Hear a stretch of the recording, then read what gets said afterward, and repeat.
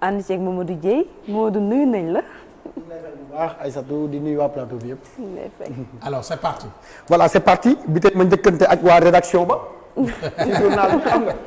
voilà donc dañuy ñëwaat ci li nga xam ne xew na fi léegi ci match Sénégal ak RDC donc classement bi yaakaar naa wax nañ ci lu bëree bëri peut-être après ci note yi dañuy ñëw donc Sénégal dafa teg 4 donc 4 fii moom lañ gis. mais boo xoolee ci classement de départ bi 4 2 3 1 la donc dañuy dem xool yi bu waa RDC Congo ñoom tamit dañoo maintenir seen classement mooy 4 1 4 1 bi donc une question rek pour 30 secondes pour ma njëkkanteeg waa kii bi est-ce que Dame Ndoye ñaari classement yu nu am est-ce que mënoon nañ xaar nombre de buts yu gën a bari yu ñu gis tey maanaam 1-1 yi avec les deux classements RDC ñëw jouer bloc bas. Sénégal ñoo tamit joué ak classement nga xam ne peut-être amu ci habitude di ko jouer parce que 4-3-3 la doon jouer est-ce que mënoon leen xaar score bu passé 1-1 rapidement 30 secondes. waaw mënoon nañ ko xaar parce que Sénégal su dugaloon ñaari occasion yooyu. match bi day changer physionomie peut-être mën na amaat plus de buts parce que Congo dina génn pour réduire la marque donc foofu y aura plus d'espace. voilà léegi dina rapidement ci statistique oh là là je me suis trompé donc statistique yi si mi ngi nii. 64 alors que waa RDC am nañ 36 tara bu nekk statistique yoo xam ne xaw naa neexoo Sénégal ak Botswana parce que Botswana 32 la woon pour cent Sénégal am 68 pour cent donc ñu gis ne Sénégal dafa dominer largement match bi nga xamante ne tey loolu moom la doon jouer ak RDC est-ce que mën nañoo wax ne Sénégal ba tey day buté ci système bloc bas parce que jamonoy Aliou Cissé on disait que ne dañoo am problème mu bloc bas. tey boo gisee nii avec pourcentage bi ñu am ak RDC pourcentage bi mu am ak bloc bas bu mu joué est-ce que mën nañu wax ne Sénégal ba tey dafa am jafe-jafe pour régler les problèmes de bloc bas. non du ma ne jafe-jafe. parce que dañuy certes tu as peut-être en face un bloc bas. mais Sénégal te fait am possession et le Sénégal joue. c'est différent d'avoir peut-être benn possession boo xam ne. c'est stérile et sans jeu.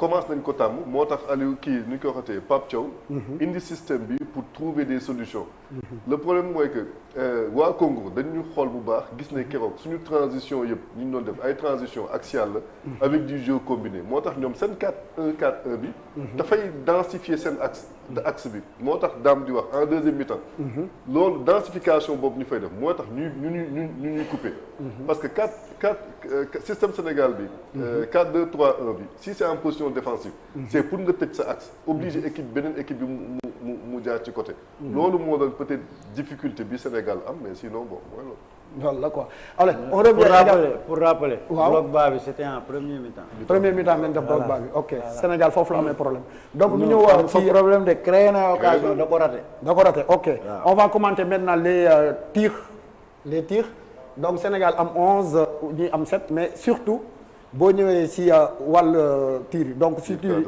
on a 11 total tir moom nañ am dugal benn lan lañ mën a wax ci attaquant yi puisque la fois passée on avait 28 tirs 17 cadrés seulement 3 marqués aujourd'hui on a 11 tirs donc on a marqué un seul tir lan la ñuy mën a wax ci attaquant yi tey bu leen doon noter tey ils ont fait le job ils ont failli à leur mission ils ont été bloqués par la défense lan mooy doon seen.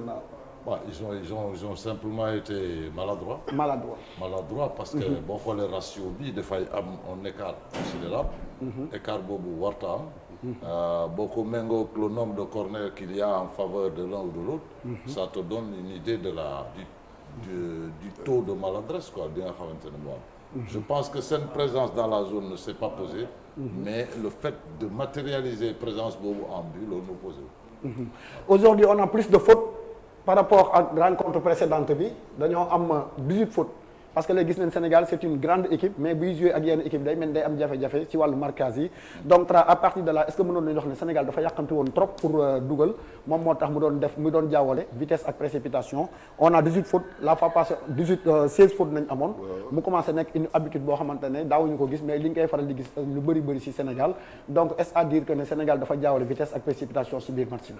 non du ma ne dafa jaawale mais le problème c'est que tey il fallait des fois freiner les Congolais ah. boo xoolee fautes yu bëri pour man c'était des fautes qui étaient justes. parce que ils avaient tey de très bonnes projections suñu kaw. donc lii c'est normal c'est normal, ça veut dire juste que le match était disputé. Mais da ngay gis nombre de fautes yi te pourtant da ngay gis ba léegi tu as presque en passe le double du kii. En passe tu as le double du Congo. C'est-à-dire que match bi lenn la rek jusqu'à la première mi-temps. suñu dugaloon c'était bon possession bi baax na. mais il fallait rapidement changer bi deuxième mi-temps ñëwee Congo changer moom ni mu doon jouer wut suñu. c'est-à-dire que foofu nga waroon changer rapidement indi une réponse tactique. mais sinon dans l'ensemble bon on va dire que c'est un match. ndax faute yi aussi arbitre bi am na yoo xam ne. am na yoo xam ne kii woon quoi si. arbitre bi dafa mel ni nekk woon si match am quoi moom am tamit. na yenn faute yoo voilà donc dañuy def conclusion par rapport ak li ñu am lii yëpp bii moom doyen laa koy posé si 3 yi ñu appuyé wu. ak bii nii tey boo doon def conclusion bi lan mooy conclusion bi qu'est-ce qui a manqué à cette équipe sénégalaise ba tax li ñu ko doon xaaree tey defu ko qu'est-ce qui a manqué à cette équipe congolaise parce que tamit équipe bu mag la li ñu ko doon xaaree tamit gis nañ ne defu ko. En fait, ce qui a manqué pour moi, on commence par le Sénégal, non, c'est ça? Par le Sénégal, voilà, oui. Bon, Okay. Ce qui a manqué à l'équipe sénégalaise, d'abord manque de lucidité, mais manque c'est-à-dire que on a dañu posé benn acte ba pare demuñu au bout. Ensuite, on n'a pas eu l'opportunité de s'adapter. Tu vois, on s'est pas adapté à la réaction congolaise qu'il y a eu en début de deuxième mi-temps. De sorte que on est resté ci benn schéma boo xamante ne ce schéma-là a montré ses limites sur le plan purement offensif. Schéma bi ñu teg sur le plan défensif, il y a eu moins de problèmes, mais sur le plan offensif, le schéma a montré ses limites. Et on n'a rien fait pour transformer ce schéma-là. Ce qui a manqué à l'équipe congolaise, c'est un plus grand moment quoi boo xamante ne ils sont restés un peu en verve parce que ñoom dañ jékki-jékki rek feeñ 10-15 minutes tous ces joueurs là après ñu daal di duggaat ci seen bulle parce que le Sénégal a simplement réagi sans pour autant chercher à marquer. voilà ñu ñëw rapidement ci notes yi balaa may jeexal dañuy ñëw ci Sénégal ak notes yi nga xam ne am nañ ko mais surtout Sadio Mané bu ñu jàpp ne moom mooy l'homme du match pourtant boo xoolee ñu bari dañ koo critiquer daan ne non il devait pas jouer waru woon toog ci match bi ba heure bi donc notu Sadio Mané notu Ismaïla Sarr mais également notu Iliman Ndiaye bi nga xamante ne doon nañ ko xaar tey est-ce que bon Aïssatou mën naa ko poser question bi par rapport ak Sadio Mané may nañ ko 7 sur 7 est-ce que jàpp nga ne note bu valable la quoi. Oui bien sûr. wala waroon na ëpp lii. ban note la ñu non lii baax na parce que man moom bu nekkoon man la. kenn laa koy jox. 15 ans. non kenn rek laay jox note bu rëy. waaw. xam ngeen kan la. kan la Ibou. Ibrahima Mbaye. Ibrahima Mbaye. Ibrahima Mbaye ngay jox note bu rëy bi quoi.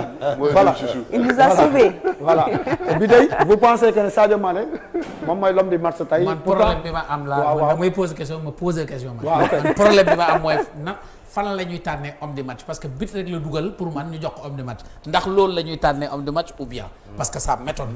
la fois passée loolu laa laajte woon. moi je demande moo damay laajte. il a été parce que non attends man en tant que homme du match Sadio Mané bi man daf ma bett quoi en fait. daf la bett ok waaw sóoru ma ko woon quoi. moo tax ma ne est-ce que du ndax bit bi. moo tax ñu def ko homme du par match rapport wala ak lan. match bi mu xaaral def daam expliqué voilà. mën na am comme Pape Gueye 6-8 boo doolee bii bi mu yegg 7.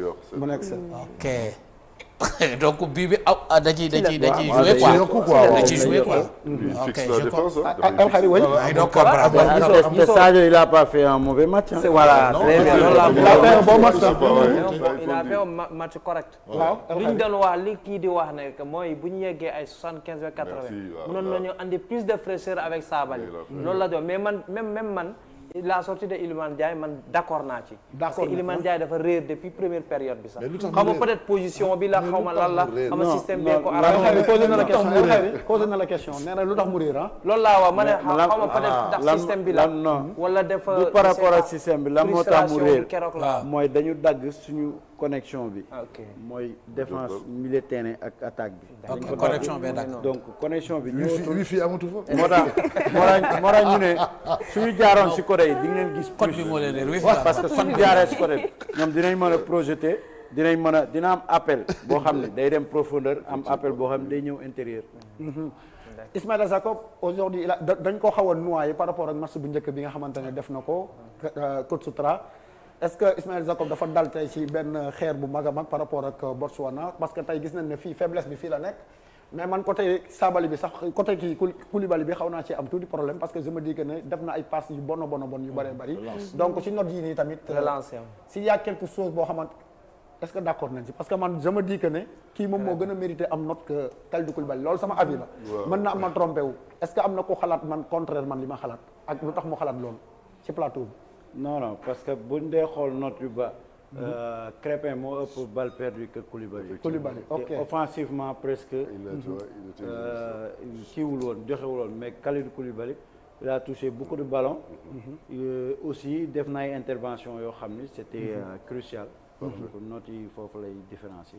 voilà peut-être ñu jeexalee ak avenir wa Nicolas Jackson il a marqué 2 buts ci match bi passé mais bii gis nañ ne amoon na envie dugal mais individualité bi tamit dafa mel ni day mel ni lay xaw a sonal Sénégal waaw parce que daaw ñu woon jouer ak individualité mais gis nañ ne moom léegi il marque mais individualité bi bari na lan moom mooy nar a doon avenir am bu fekkee noonu la ko nar a jàppee ak lan nañuy xaar bu fekkee Sénégal dafa nar a miser wu ci individualité ci 35e édition bu CAN bii nii bon ku mën a répondre El Khayri yéen ñëpp waaw question pour tout le monde 30 secondes na gën a efficace rek na de travailler finition bi li ñuy xaar ci moom ci impact bak yooyu mu ngi koy def na gën a travailler finition bi je sais pas day gëlëmu day perdre lucidité je sais pas pourquoi ou bien day yaa ça va il réfléchit plus vite que son action bi mu war a je sais pas amale souvent ne nit ñi nga xamante ne sont un peu doués d'intelligence des fois la mémoire va plus vite que le pied ou bien le mouvement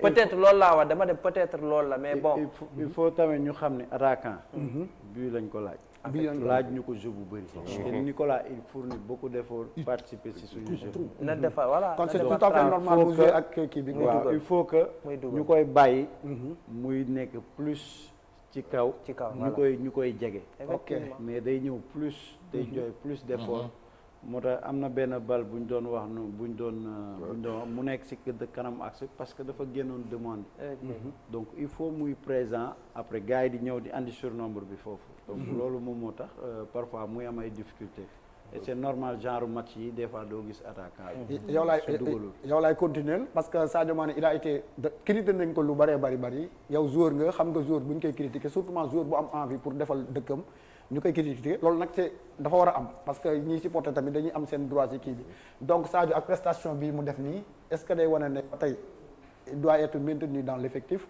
wala boog yellu na parfois muy toog ci banc bi ñeneen di départ. xam nga toog. yor sa njarum soow teg sa ataaya di critiquer daa yomb mais c'est juste que sénégalais yi dama ko tàmm di wax. lii leen Sadio daan wan. Sadio mi ngi jëm mag mënatul loolu. percussion boobu mënatu ko. donc il faut ñun tamit ñu adapté wu. ci jàpp ci lim ñu mën a jox. ñu jàpp ci lim ñu mën a jox. bu jàppee ba ñu jàpp ci lim ñu mën a jox. waaw mais nag bu boobaa itam entraîneur bi daam. gestion la moom lañ la waxoon moom la coach voilà c'est ça ñun dañuy adapté wu si moom fi mu toll ak âge am. léegi après gestion bi entraîneur bi moo koy. voilà c'est ça mentalement dañ koo critiquer lu bari tey dugal na boo gisee sax mu doon manifester nga xam ne bon mi ngi doon répondre ay yenn quelques critiques. lu mu doon manifester tey Sadio Mané mënu ko manifester da koy soulager n'est-ce pas ce but là. non il a envie de prouver. boo xoolee Sadio Mané c'est quelqu'un boo xam ne durant toute sa carrière. il y a toujours eu de l'adversité fépp fu mu jaar. Liverpool il a fallu que mu prouver woon par rapport à cela. bi mu demee Bayern tamit il a fallu que mu ñëw tamit équipe nationale boo xoolee à chaque fois.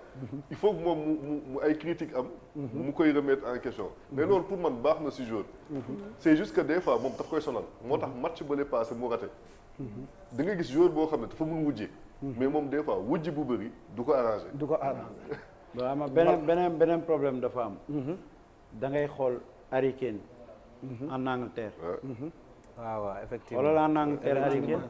effectivement xoolal en Angleterre c'est à peu près la même chose. il a fallu mu génn Angleterre pour gagner ay titres. équipe nationale mënagul gagner titre ba léegi. te pourtant un club il est trop performant.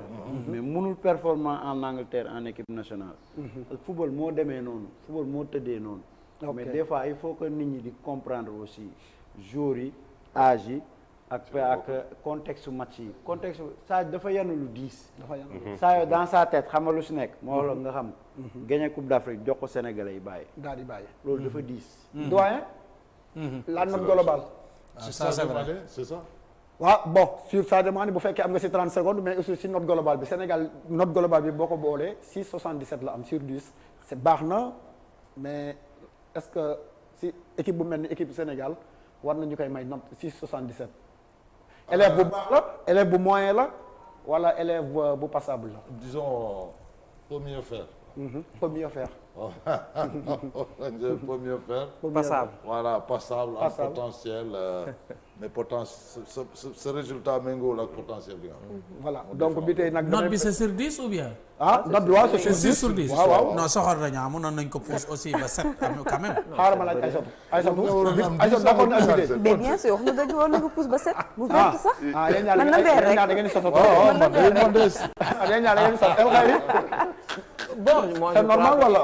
non non c'est une bonne note pour li ñu wone tey. oui je crois que la note bi méngoo na.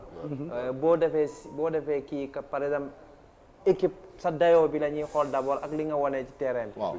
boo méngalee ñaari ratio bi lan lay génne. lii lay génne moi je crois que c'est une très bonne note pour ce qu'ils ont montré. 55 mais entraîneur Congo bi dafa juum sax mais da doon gagner match bi. voilà match bi quoi. peut-être moom bi mu dugalee tamit loolu nag moo tax ñu def ñu 7. note bi def 7 parce que ñun hold up bi dañ ko sauvé. donc cela veut dire que ñun mënoon nañu am. capacité Sénégal capacité Sénégal la ñuy xool. capacité Sénégal mais capacité bi moo leen may hold up bi ñu dabu ko. capacité Sénégal. waaw moo tax. waaw yow looy nelaw. bu ñu tëb sa mur naan dañ lay. waaw man moo ma jaaxal. waaw mais loolu la ñu doon def dañu doon hold up. waaw mais yow lan nga doon sa. est-ce que xam nga man loolu rek laa doxee chapeau équipe nationale bi tey c'est-à-dire le fait que ñu sonn boo di dem mënuñ dugal ba gars yi fekk la ne leen pow ñoom ñu revenir mais saa yi man bu ñuy dabu nii daf ma bett de man dama leen a noter 10 sur 10 parce que c'était très difficile pour ñu dabu. d'accord voilà oui. léegi bi tey xam nga Aliou Cissé nekku fi benn seconde rek nga sur 10 boo doon jox tey Pape Thiaw plutôt xam nga notam nekkul fii nii. sur 10 benn tontu na ngay tontu boo doon noté Pape Thiaw sur 10 ñaata nga koy jox. 5. waaw la moyenne. pourquoi 5 bi benn question. parce que il a la moyenne. parce que il a la moyenne. waaw yokku ci dara ba il a la moyenne. Aïssatou. 5 parce que changement yi yéex na pour man. changement yi dafa yéex. El Khayri. Pape Thiaw 4 parce que mais El Khayri sévère nga ah 4 parce que jox ko moyenne. parce que comment tu peux premier mi-temps première période nga dugal ko sa poste deuxième mi-temps nga ñëw ñu dam yàlla pion. Tra une note. Je lui mettrai 7. 7 pourquoi? Parce que nuñ ko munti waxee honnêtement il a construit son équipe tactiquement. loolu am na. maintenant il doit juste mieux gérer ces matchs-là gestion match lañ ko laaj et puis il prend des initiatives. mais équipe bi joué na de boo ko jëlee temps nga xoolaat ko il y a eu beaucoup de combinaisons tactiquement le Sénégal était bon deuxième mi-temps bi sur 30 dernières minutes yi foofu la raté. doyen sur 10 Pape Thiaw. 7. 7 pourquoi? Il n'est pas éliminé. Voilà, il est encore en vie. En vie. Dame. 7 laa koy may. ndax lan. 7 laa koy may parce que lu tax ma koy may 7 am na loo xam ni pareen saay du si entraîneur bi. du si entraîneur bi njëkk waroon du en premier mi-temps suñ ko dugaloon du si entraîneur bi. mais mobilité jour yi. du si entraîneur bi. donc dama koy may 7 parce que teg na lu tax ñu waroon gagner. ok mais ñun ñoo manqué de en tant que joueur ñoo manqué d'efficacité. voilà bi tey dafa lay delloo antenne bu subaa ñu ñëwaat ci vidéo yi ak ci bi beneen bi donc ñu ngi leen di jaajëfal bu baax même maa ngi lay doog a comprendre au départ bi ngay wax ne maa ngi njëkkanteeg rédaction bi parce que xam naa ne le journal c'est à 18h45 maa ngi lay doog a àjjib quoi parce que damaa xool kii bi rek xam ne noonu la quoi donc merci Dieye alors je pense que c'est fini hein alors bu fekkee ne dama am programme suba bi nga affiché ma ko rek c'est pas fini. oui non c'est fini parce que je dois rendre l'antenne. Non, il y a un problème urgent dont il faut en parler. Mais qu'est-ce que l'arbitre avait à faire à la VAR? xamoon naa dina poser débat. Non, c'est vrai que l'arbitre là il s'appelle Lahlou Ben Rahman. C'est vrai que Et ce qui est important, il est algérien, il a dit je ne vais pas. Effectivement. Tous les journaux. dañ ci wax de ci journalisme. Merci beaucoup. xam nga fàtte woon naa loolu. man fàttewuma de man fàttewuma. alors ñuy profité rek di jaale suñu yaay. Xaar Mbay Madiaga. ñu koy ñaanal yàlla na suuf sedd ci kawam di jàll ab mbokkam yëpp waaye di jàll waa Tëngéej. di jàll monde culture bi Sénégal gépp àdduna bi ñu ngi lay di jàll suñu yaay joojee fa mu jëm yàlla na ko gënal fi mu jógee. Parce que nag c'est une perte pour la musique sénégalaise perte la aussi ci monde culture bi donc perte la aussi ca fi mu dëkk muy Tëngéej donc wax dëgg yàlla du ñu def rek lu dul ñaanal ko suuf sedd ci kawam alors bu ma amee programme suba bi je le dis après ma tëj sinon ñu voilà le programme de demain non aujourd'hui kii tey la ma jox samedi suba la dafa juum Gabon Mozambique la suba noonu la waaw mais aujourd'hui tey la samedi waaw dafa juum ci kaw dafa juum ok c'est dimanche au lieu de samedi voilà c'est dimanche voilà alors donc c'est Gabon Mozambique à 12h30 Équateur Soudan à 17h30 Équateur Soudan à 15h waaw mooy Équateur Soudan équatorial Guinée équatoriale waaw 17h30 Algérie Burkina Faso à 20h Côte d'Ivoire Cameroun les frères le continent boobu moom day tey ci ngoon gi Tunisie